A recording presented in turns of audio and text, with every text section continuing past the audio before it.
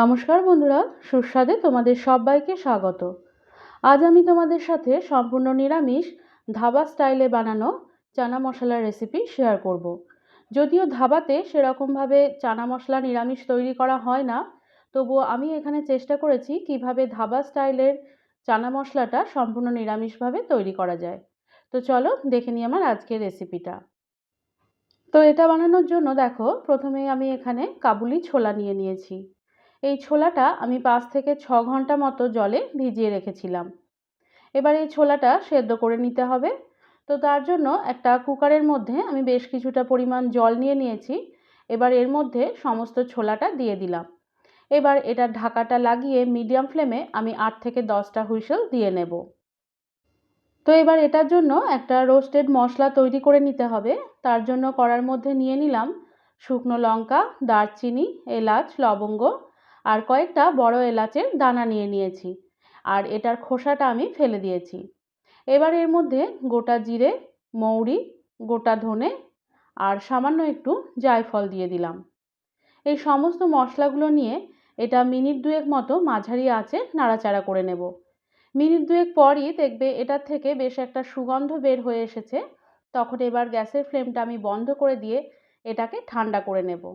তারপর এটা মিক্সিতে গুঁড়ো করে নিতে হবে। এবার কড়ার মধ্যে বেশ কিছুটা সর্ষের তেল নিয়ে নিয়েছি। তেলটা কিছুটা গরম হয়ে গেলে এর মধ্যে গোটা জিরে আর তেজপাতা ফোড়ন দিয়ে দিলাম। এই ফোড়নটা দিয়ে 10 থেকে 15 সেকেন্ড মতো নাড়াচাড়া করে নেব। এবার বন্ধুরা এর মধ্যে দিয়ে দিলাম টমেটোর পেস্ট। এটা দেওয়ার পর এবার মাঝারি আঁচে এটা তেলটা ছেড়ে আসা পর্যন্ত নাড়াচাড়া করে কষে নিতে হবে।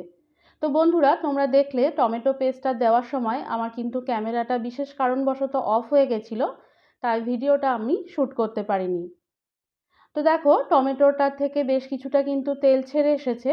এবার এর মধ্যে আমি দিয়ে দিলাম আদা বাটা, হলুদ গুঁড়ো, কাশ্মীরি লঙ্কা গুঁড়ো আর 2টো চেরা কাঁচা লঙ্কা।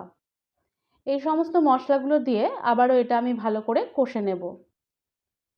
সমস্ত মশলাটা তেল ছেড়ে আসা পর্যন্ত কষে নিতে হবে। আর এটা কিন্তু মিডিয়াম ফ্লেমে কষে নিতে হবে। আর ঝালটা বন্ধুরা তোমরা প্রত্যেকে নিজের স্বাদ অনুযায়ী দিতে পারো। এবার এর মধ্যে সেদ্ধ করে রাখা ছোলাটা দিয়ে দিলাম। ছোলাটা দেওয়ার পর এটা আবারও 2 থেকে 3 মিনিট মতো আমি কষে নেব। এই পর্যায়েও কিন্তু গ্যাসের ফ্লেমটা মিডিয়ামে রাখতে হবে। আর ছোলাটা সেদ্ধ করে নেওয়ার পর এটার জলটা ঝরিয়ে নিতে হবে। তো এখন বন্ধুরা দেখো ছোলাটা মিনিট 2-3 নাড়াচাড়া করা হয়ে গেছে। এবার এর মধ্যে দিয়ে দিলাম আমি আমচুর পাউডার আর যে ড্রাই রোস্ট করে রাখা মশলাটা আমি গুঁড়ো করে নিয়েছি সেটা দিয়ে দিলাম। আর দিয়ে দিলাম পরিমাণ মতো নুন। এই সমস্ত উপকরণগুলো দেওয়ার পর আবারও মিনিট 2 মতো এটা আমি নাড়াচাড়া করে নেব। মিনিট 2 পর এটা যখন ভালো করে কষানো হয়ে যাবে তখন এর মধ্যে ছোলা সেদ্ধর যে জলটা আছে সেই জলটা দিয়ে দিলাম। এটা দিয়ে সমস্তটা খুব ভালো করে মিশিয়ে নিতে হবে। সমস্তটা ভালো করে মিশে গেলে এবার এটাকে ঢেকে আমি 6 থেকে 7 মিনিট মতো হতে দেব। এদিকে অন্য একটা পাত্রের মধ্যে আমি কিছুটা ঘি নিয়ে নিলাম। ঘিটা ভালো করে গলিয়ে নিতে হবে। এবার এর মধ্যে সামান্য একটু কাসুরি মেথি দিয়ে দিলাম। মেথিটা দিয়ে 1 মিনিট মতো লো ফ্লেমে নাড়াচাড়া করে নিলাম। এবার এটাকে আমি একটা সাইডে রেখে দেব। এদিকে ছোলাটাও দেখো আমার কিন্তু হয়েই এসেছে। তোমরা দেখতেই পাচ্ছ ছোলাটা কেমন সুন্দর কালার এসেছে। তো ঢাকাটা খুলে আমি এটা একবার নিচের থেকে ভালো করে নাড়াচাড়া করে নিলাম।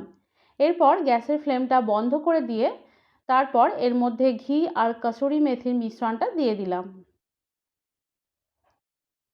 এবার এর মধ্যে সামান্য একটু ধনেপাতা কুচি ছড়িয়ে দিলাম। এবার সমস্তটা খুব ভালো করে মিশিয়ে নিতে হবে। আর গ্রেভিটা তোমরা বন্ধুরা যে যার নিজের পছন্দ মতো বানিয়ে নিতে পারো। সমস্তটা ভালো করে মিশে গেলে এবার এটাকে ঢেকে মিনিট 5 মতো রেখে দেব। মিনিট 5 পর এবার এটা আমি সার্ভ করব। তো তার জন্য দেখো একটা সার্ভিং বোলের মধ্যে তুলে নিয়েছি।